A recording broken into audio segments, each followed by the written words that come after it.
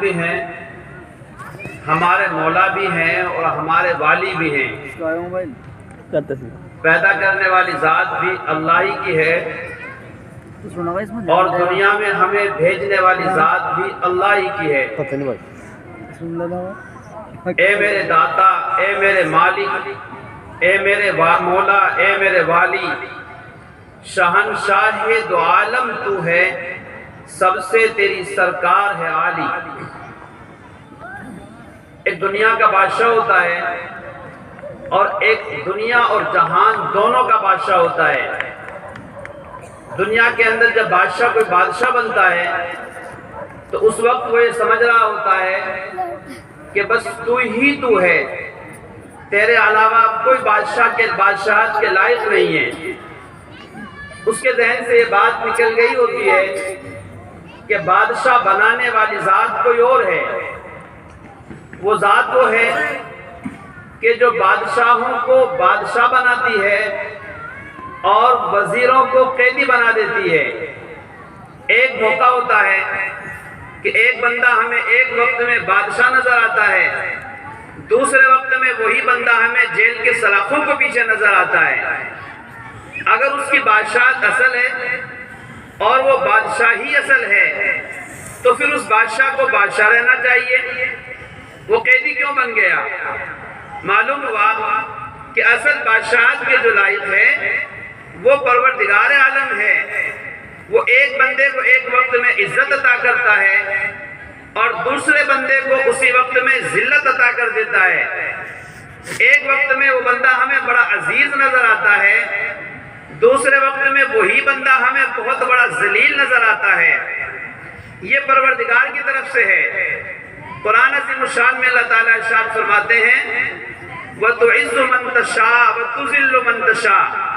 ہم جسے چاہتے ہیں عزت عطا کرتے ہیں اور جسے چاہتے ہیں ذلت دے دیتے ہیں۔ نہ کوئی عزت کا مالک ہے نہ کوئی ذلت کا مالک ہے۔ دنیا میں مالداروں کو غریب بنانے والی ذات اللہ کی ہے اور غریبوں کو مالدار بنانے والی ذات اللہ کی ہے۔ بے دینوں کو دیندار بنانے والی ذات اللہ کی ہے اور چھوٹے بندوں کو بڑا بنانے والا اور بڑے بندوں کو چھوٹا بنانے والا وہ اللہ رب العزت ہی ہے۔ اسی کو کہا شہنشاہ دو عالم تو ہے۔ پروردگار دنیا کے جہان کا بھی بادشاہ ہے اور آخرت کے جہان کا بھی بادشاہ ہے۔ حکیم علامت حضرت اقدس تھانوی رحمۃ اللہ علیہ الحمدللہ رب العالمین کی تفسیر میں لکھتے ہیں عالمین عالم کی جمع ہے، عالم سے مراد مختلف عالم ہیں۔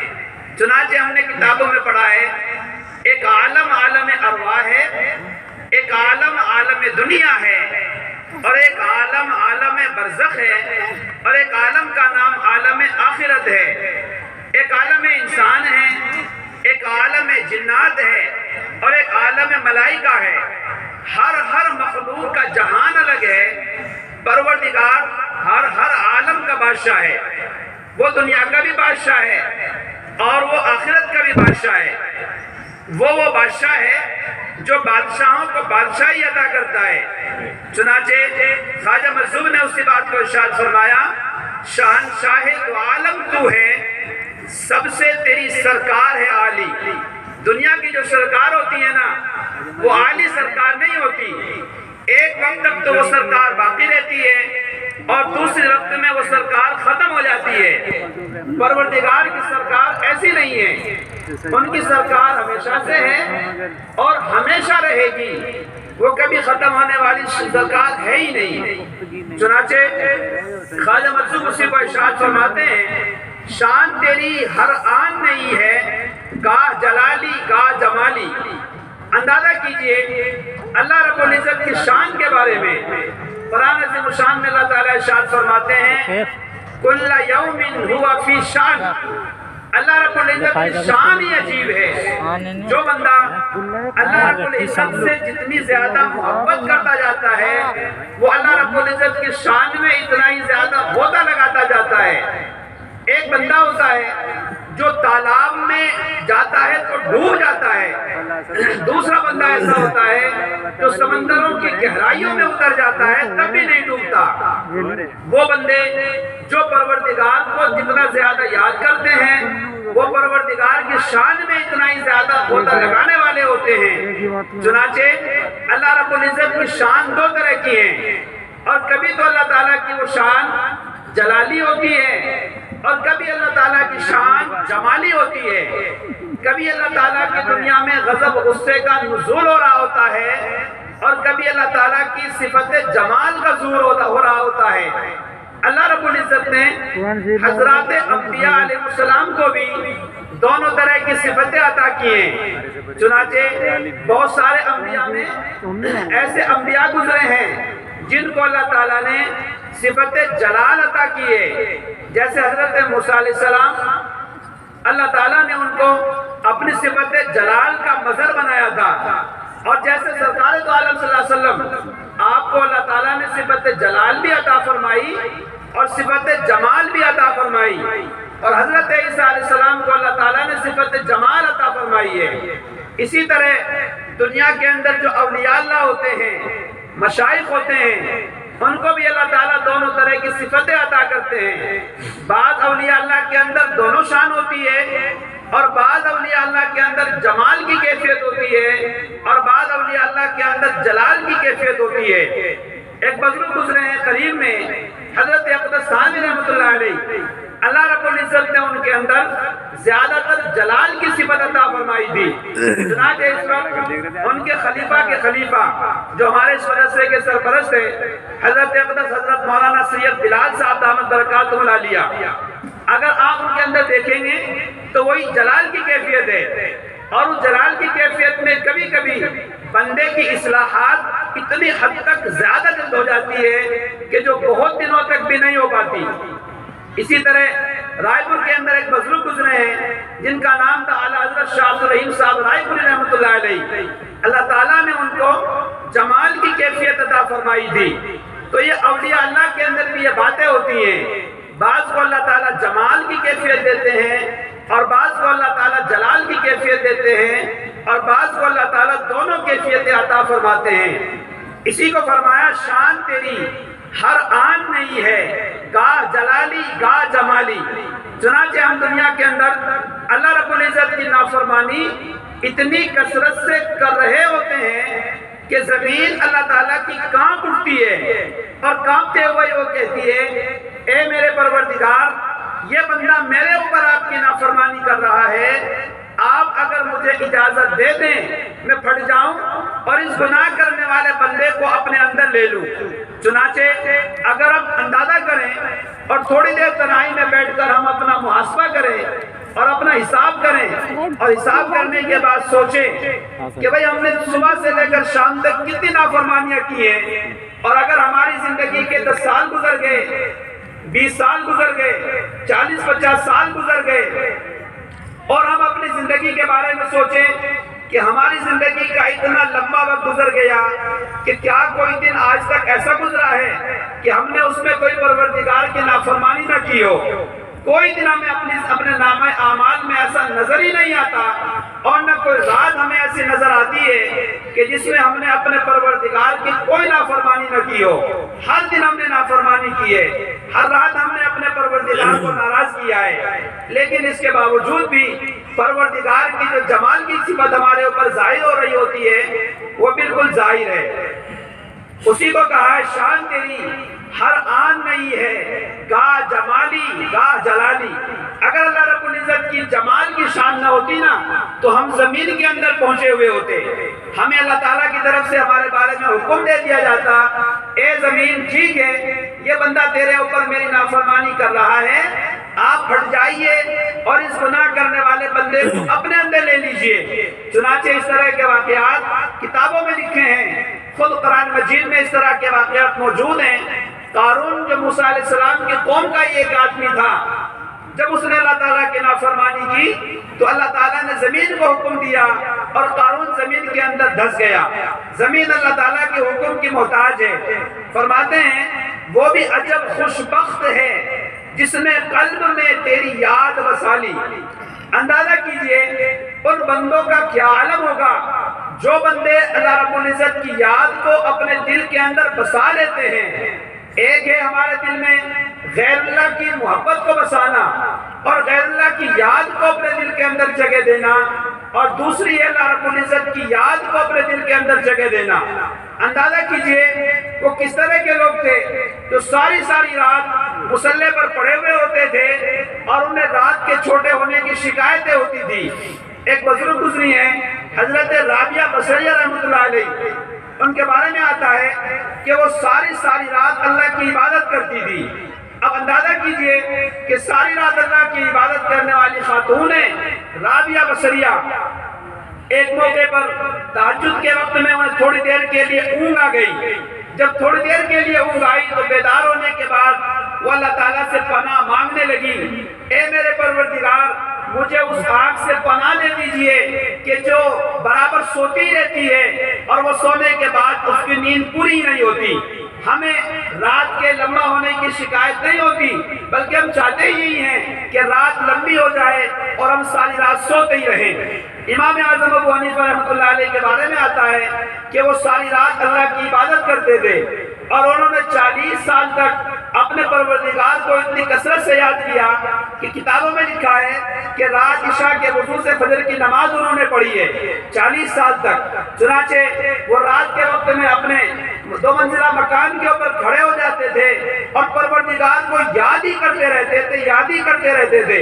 چنانچہ جب ان کا انتقال ہو گیا تو انتقال ہو جانے کے بعد ایک بچے نے اپنے باپ سے پوچھا، اے میرے بابا جان، یہ برابر میں جو ہمارا ایک مکان ہے، میں بہت دن سے دیکھتا تھا کہ آسمان سے ایک نور اس مکان کے اوپر آتا رہتا تھا، لیکن اب وہ نور، وہ روشنی بہت دن سے ہمیں نظر نہیں آتی۔ تو اس کے والد نے کہا کہ بیٹا اب یہ روشنی تمہیں قیامت تک نظر نہیں آئے گی۔ بیٹے نے پوچھا کہ ابا جان وہ روشنی ہمیں اب قیامت تک کیوں نظر نہیں آئے گی؟ تو باپ نے بتایا کہ اس مکان کے اوپر جو کھڑے ہو کر عبادت کرنے والا بندہ تھا امام اعظم ابو حنیفہ رحمۃ اللہ علیہ، اب ان کا انتقال ہو گیا ہے۔ ان کی عبادت کرنے کی وجہ سے اللہ رب العزت کی طرف سے نور کی بارش ہوتی تھی اور وہ آسمان سے نور ان کے اوپر آیا کرتا تھا۔ اندازہ کیجئے وہ کس طرح کے لوگ تھے کہ جن کے دل میں اللہ رب العزت کی یاد اتنی زیادہ بسی ہوئی تھی۔ اسی کو خواجہ مجذوب نے کہا ہے، وہ بھی عجب خوشبخت ہے جس نے قلب میں تیری یاد بسا لی ہے۔ ہم بھی دعا کرتے ہیں کہ اللہ رب العزت ہمارے دل میں بھی اپنی یاد کو جگہ دے دے اور ہمارے دل میں بھی اللہ رب العزت کی یاد بس جائے۔ رات دن جو محنت ہے اور رات دن جو ہم بھاگے دوڑے پھر رہے ہیں، یا اس وقت جو ہمارے قاری اعجاز صاحب نے ایک نشست رات کے وقت میں رکھی ہے، تو اس کا لب لباب اور نچوڑ بھی یہی ہے کہ پروردگار کی باتیں ہم سنیں اور پروردگار کی محبت کو ہم اپنے دل میں جگہ دے دیں اور اس پروردگار کی یاد ہمارے دل کے اندر بس جائے۔ خواجہ مجذوب آگے فرماتے ہیں، شغل میرا بس اب تو الہی شام و سحر ہو اللہ اللہ۔ اب اندازہ کیجئے خواجہ مجذوب کتنے عجیب انداز میں اللہ تعالیٰ سے دعا کر رہے ہیں، اے میرے پروردگار اب جو میرا شغل ہونا، اب جو میرا کام ہونا، دن میں بھی رات میں بھی، صبح میں بھی اور شام میں بھی، اب دن کا اور رات کا کوئی لمحہ باقی نہ رہے کہ اس میں اللہ اللہ ہی کرتا پھرتا رہوں۔ اسی کو کہا شغل میرا بس اب تو الہی شام و سحر ہو اللہ اللہ۔ ہم بھی زبان سے کہہ کے دیں گے یہ کیسا میٹھا نام ہے اور یہ کیسا محبت بھرا نام ہے۔ چنانچہ کہتے ہیں شغل میرا بس اب تو الہی شام و سحر ہو اللہ اللہ اللہ اللہ اللہ اللہ۔ جب کوئی بندہ اللہ کی یاد میں لگ جاتا ہے اور اپنی دن رات کی محنت کو اس اللہ کی یاد میں لگا دیتا ہے تو پھر اسے اللہ کا اس نام لینے میں بڑا مزہ آتا ہے۔ ایک بزرگ گزرے ہیں، ان کے بارے میں آتا ہے حضرت شبلی رحمۃ اللہ علیہ، جب کوئی بندہ ان کے سامنے اللہ کا نام لیا کرتا تھا وہ اپنے جیب میں ہاتھ ڈالتے تھے اور اس بندے کو شیرنی دیا کرتے تھے۔ کسی نے پوچھا کہ جب کوئی آپ کے سامنے اللہ کا نام لیتا ہے تو آپ اس کے بدلے میں اس کو شیرنی کیوں دیتے ہیں؟ انہوں نے جواب دیا، اگر کوئی بندہ میرے سامنے میرے محبوب کا نام لے میں اس کا منہ شیرنی سے نہ بھر دوں تو اور کیا کروں۔ کیسی محبت تھی! جو بندہ جتنا زیادہ اپنے پروردگار کو یاد کرتا ہے اس کے دل میں اللہ کی محبت آنا شروع ہو جاتی ہے۔ انبیاء کے امام اور جن کی اولادوں میں بہت زیادہ نبی گزرے ہیں، سیدنا حضرت ابراہیم علیہ السلام، ان کے بارے میں آتا ہے کہ ایک موقع پر وہ جنگل میں بکری چرا رہے تھے اور بکریوں کا ریوڑ ان کے سامنے موجود تھا۔ اچانک ایک آدمی نمودار ہوا اور اس آدمی نے آنے کے بعد اللہ تعالیٰ کی شان اور محبت پہ کچھ باتیں کہی۔ کیا کہا؟ یعنی اللہ تعالیٰ کی تعریف کی انہوں نے، تعریف میں اس طرح کے الفاظ استعمال کیے، سبحان ذی الملک والملکوت، یہ کہا۔ چنانچہ حضرت جبریل علیہ السلام تھے، انہوں نے کہا کہ اے بندے خدا، آپ جو یہ میرے پروردگار کی شان میں محبت بھرے الفاظ کہہ رہے ہیں، ذرا ایک مرتبہ اور اللہ تعالیٰ کی تعریف انہی الفاظ کے ساتھ میں میرے سامنے کر دیجئے۔ چنانچہ کہتے ہیں کہ انہوں نے کہا کہ اچھا، اگر میں آپ کے سامنے انہی الفاظ کے ساتھ میں اللہ تعالیٰ کی تعریف کر دیتا ہوں تو آپ اس کے جواب میں مجھے کیا دیں گے؟ آپ مجھے اس کے بدلے میں کیا دیں گے؟ چنانچہ حضرت ابراہیم علیہ السلام نے کہا کہ میں اس کے بدلے میں آپ کو اپنی بکریوں کا آدھا ریوڑ دے دوں گا، اپنی بکریوں کا آدھا ریوڑ میں تمہیں دے دوں گا۔ چنانچہ اس بندے خدا نے ایک مرتبہ پھر انہی الفاظ کے ساتھ میں اللہ تعالیٰ کی تعریف اور توصیف کی اور کہا سبحان ذی الملک والملکوت۔ حضرت ابراہیم علیہ السلام کو بڑا لطف آیا اور بڑا سرور آیا اور بہت مزہ آیا۔ اس کے بعد حضرت ابراہیم علیہ السلام نے پھر کہا اچھا آپ میرے پروردگار کی تعریف ایک مرتبہ پھر کر دیجئے۔ چنانچہ انہوں نے کہا آپ مجھے اس کے بدلے میں کیا دیں گے؟ انہوں نے کہا کہ میں اپنی بکریوں کا آدھا ریوڑ بھی تمہیں دے دوں گا۔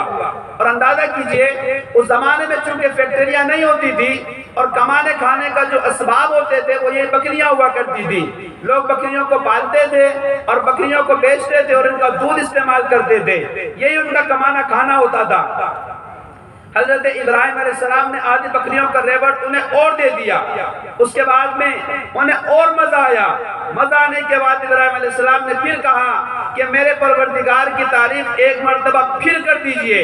اس بندے خدا نے کہا آپ مجھے اس کے بدلے میں کیا دیں گے؟ اب تو آپ کے پاس بکریوں کا ریوڑ بھی ختم ہو گیا ہے۔ تو حضرت ابراہیم علیہ السلام نے فرمایا کہ اب تمہارے پاس ریوڑ چلا گیا ہے بکریوں کا، میرے پاس کچھ نہیں بچا ہے، لہذا تمہیں چرواہے کی ضرورت پڑے گی، میں تمہارا چرواہا بن جاؤں گا۔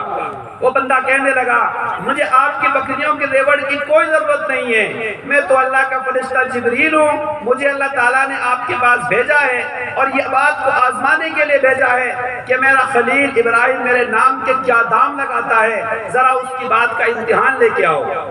اندازہ کیجئے کتنی زیادہ محبت تھی ان لوگوں کو اور ان انبیاء کو، ان اولیاء اللہ کو اللہ رب العزت سے۔ اسی کو خواجہ مظہور کہتے ہیں شغل میرا بس اب تو الہی، شام و سحر ہو اللہ اللہ۔ آپ لوگ بھی اپنی زبان سے کہہ سکتے ہیں تو بڑا لطف آئے گا اور بڑا سرور آئے گا۔ شغل میرا بس اب تو الہی، شام و سحر ہو اللہ اللہ اللہ اللہ۔ لیٹے بیٹھے چلتے پھرتے آٹھ پہر ہو اللہ اللہ۔ یہ وہی بات ہے جس کو اللہ تعالیٰ نے قرآن عظیم الشان میں کہا ہے الذین یذکرون اللہ قیاما وقعودا وعلی جنوبہم۔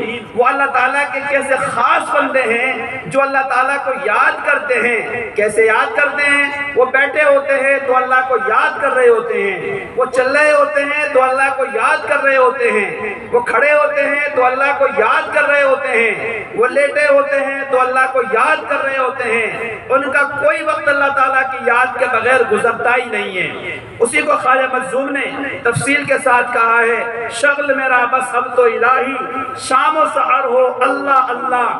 لیٹے بیٹھے چلتے پھرتے آٹھ پہر ہو اللہ اللہ اللہ اللہ۔ اس کو آگے چلنے کے بعد کہتے ہیں کسب میں دنیا ہی کے راہ میں دین کی دولت کچھ نہ کمائی۔ ہم تھوڑا سا اپنے سینے کے اوپر ہاتھ رکھیں اور دل کی گہرائیوں کے بارے میں جا کے ہم سوچیں کہ آج تک ہم نے دنیا کمانے کے علاوہ اور کیا کیا ہے؟ ہم نے کچھ بھی نہیں کیا ہے۔ ہم نے اپنی زندگی جو ہمارے پاس اللہ تعالیٰ کی امانت تھی وہ ہم نے اسی طرح گزار دی ہے۔ دنیا کمانے کے لیے منع نہیں ہے بلکہ دنیا کے ساتھ ساتھ دین بھی کمائیں اور اللہ رب العزت کی یاد کو بھی اپنے دل کے اندر جگہ دیں۔ کسب میں، کسب کے معنی آتے ہیں کمانے کے، کسب میں دنیا ہی کے راہ میں دین کی دولت کچھ نہ کمائی۔ ہمیں اس دنیا میں آنے کے بعد دین کی دولت کمانی چاہیے تھی، لیکن ہم نے دین کی دولت کچھ نہ کمائی ہے، دنیا کے کمانے میں لگے رہے اور ہم نے اپنی زندگی کی مکمل زندگی اسی طرح گزار دی ہے۔ وقت یوں ہی بیکار گزارا، عمر یوں ہی غفلت میں گنوائی۔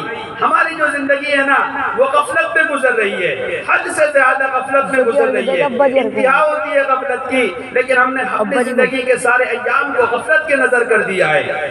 اسی کو فرمایا خواجہ مجذوب نے، خلق میں ہی سب سے برا ہوں۔ خلق کے معنی مخلوق کے آتے ہیں، خلق میں ہی سب سے برا ہوں، کوئی نہیں ہے مجھ میں بھلائی۔ جب کوئی بندہ اپنے پروردگار کو کثرت سے یاد کرتا ہے نا تو پھر اسے پتا چلتا ہے وہ دنیا کے اندر اپنے عیوبات اسے نظر آنے شروع ہو جاتے ہیں اور اپنے اندر کمیاں نظر آنے شروع ہوتی ہے۔ اور جو بندہ اللہ رب العزت سے جتنا زیادہ دور ہوتا جاتا ہے اسے اپنے اندر اتنے ہی کمالات نظر آتے ہیں اور دوسرے کے اندر کمیاں نظر آتی ہیں۔ ایک بزرگ گزرے ہیں امام ربانی مجدد الفسانی رحمۃ اللہ علیہ، انہوں نے سلوک و تصوف پہ ایک عجیب اصطلاح استعمال کی ہے۔ کتابوں میں لکھا ہے کہ انہوں نے کسی نے اب تک اس اصطلاح کا استعمال نہیں کیا ہے۔ وہ اصطلاح کیا ہے؟ وہ اصطلاح ہے دید قصور۔ دید قصور کا مطلب کیا ہوتا ہے؟ دید کے معنی آتے ہیں دیکھنے کے اور قصور کے معنی آتے ہیں عیب کے۔ دید قصور کا مطلب ہوا عیبوں کا دکھ جانا۔ چنانچہ جو بندہ اللہ رب العزت کے جتنا زیادہ قریب ہوتا جاتا ہے اس بندے کو اتنے ہی زیادہ اپنے اندر عیب نظر آنے شروع ہونے لگتے ہیں۔ ایک بزرگ گزرے ہیں، وہ فرماتے ہیں کہ جب میں اللہ تعالیٰ کے قریب ہوتا گیا تو مجھے اپنے اندر بہت زیادہ کمیاں نظر آنی شروع ہوئی، اور جتنا زیادہ قریب ہوتا گیا مجھے اپنے اندر بہت زیادہ عیوبوں کے پہاڑ نظر آنے شروع ہوئے۔ اور جو بندہ جتنا زیادہ اللہ رب العزت سے دور ہوتا جاتا ہے اسے اپنے اندر کمال نظر آتے ہیں۔ اس لیے ہمیں چاہیے کہ ہم اللہ رب العزت کے قریب ہونا شروع ہو جائیں اور اپنے دل کو اولیاء اللہ کے حوالہ کرنا شروع کریں۔ خلق میں ہی سب سے برا ہوں، کوئی نہیں ہے مجھ میں بھلائی۔ مجھ سے کوئی بدکار نہ ہوگا، کون سی میں نے کی نہ برائی۔ آج ہم سوچیں کہ ہمارے اندر کون سا عیب نہیں ہے، ہر عیب تو ہمارے اندر موجود ہے اور ہم پھر بڑے سیدھے سادے بنے پھرتے ہیں اور سیدھا سادہ لباس پہن کر کے ہم ایسا لوگوں کے سامنے محسوس ہوتے ہیں کہ بھائی ہمارے اندر کوئی عیب نہیں ہے۔ پروردگار ستار العیوب ہے اور وہ ہمیں تمام عیبوں کو کرتے ہوئے ہمیں دیکھ رہا ہوتا ہے اور ہم بڑے صاف ستھرے بنے پھرتے ہیں۔ چنانچہ جب ہم کوئی گناہ کرتے ہیں نا تو اس وقت میں ہم سب دروازوں کو بند کر لیتے ہیں اور سب دروازوں کو بند کرنے کے بعد سوچتے ہیں کہ اب ہمیں کوئی نہیں دیکھتا۔ چنانچہ ایک بزرگ گزرے ہیں حضرت عطا اسکندری رحمۃ اللہ علیہ، وہ فرماتے ہیں کہ مجھے اللہ تعالیٰ کی طرف سے الہام ہوا اور الہام میں اللہ تعالیٰ نے مجھ سے کہا اے عطا اسکندری، جب بندہ گناہ کرتا ہے تو گناہ کرنے کے بعد گناہ کرتے وقت میں وہ سارے دروازوں کو بند کر لیتا ہے اور دروازوں کو بند کرنے کے بعد وہ یہ سوچتا ہے کہ مجھے کوئی نہیں دیکھتا، ذرا تم میرے بندوں کو بتا دو کہ کیا وہ دیکھنے والوں میں سب سے زیادہ کم دیکھنے والا مجھے سمجھتا ہے۔ وہ یہ تو سمجھے کہ میں گناہ کر رہا ہوں، پروردگار مجھے دیکھ رہا ہے، میرا مالک مجھے دیکھ رہا ہے، پھر میں اپنے پروردگار کی نافرمانی اس کے دیکھتے ہوئے کیسے کر سکتا ہوں۔ یہ حیا، یہ استحضار پروردگار کا ہمارے دل کے اندر جب آ جائے گا نا تو پھر ہماری جلوت بھی اچھی گزرے گی اور ہماری تنہائی کی زندگی بھی اچھی گزرنی شروع ہو جائے گی۔ وہ لوگ جو یہ کہتے ہیں کہ ہم سے گناہ نہیں چھوٹتے، پروردگار کا استحضار دل میں نہیں ہوتا۔ اگر پروردگار کا استحضار دل میں ہوتا نا تو پھر گناہ ہی نہ ہوتے۔ اسی کو کہتے ہیں خلق میں ہی سب سے برا ہوں، کوئی نہیں ہے مجھ میں بھلائی۔ مجھ سے کوئی بدکار نہ ہوگا، کون سی میں نے کی نہ برائی۔ ہر برائی میرے اندر موجود ہے۔ ہر بندہ اپنے بارے میں سوچے میں ہی سب سے برا ہوں، میں ہی سب سے برا ہوں، ساری کمیاں میرے اندر ہیں۔ معاشرہ خود ٹھیک ہو جائے گا، معاشرے کو ٹھیک کرنے کی ضرورت نہیں ہے، ہم اپنے آپ کو سدھار لیں، دوسرا خود بخود سدھر جائے گا۔ ہم کیا کرتے ہیں کہ دوسرے کو سدھارنے کی فکر میں ہوتے ہیں، اپنے کو سدھارنا نہیں چاہتے، خود سدھرتے ہیں ہمارا معاشرہ سدھرتا ہے۔ اسی کو خواجہ مجذوب کہتے ہیں شغل میرا مصب تو الہی، شام و سحر ہو اللہ اللہ، بیٹے بیٹے